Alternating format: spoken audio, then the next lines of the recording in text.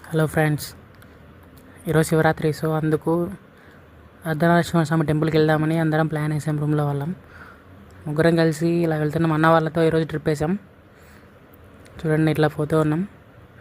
తర్వాత టెంపుల్ దగ్గరికి వచ్చాక ఆశ్చర్యపోయాం. ఇంత పెద్ద క్యూ ఉందేంట్రా బాబు, ఈ క్యూలో మాకు ఎప్పుడు దర్శనం అవుతుంది అని అనుకున్నాం. సరే పదా అని చెప్పేసి క్యూ లాస్ట్ వరకు నడుచుకుంటూ వెళ్దాం అనుకున్న సమయంలో మా ఫోన్ కింద పడిపోయింది.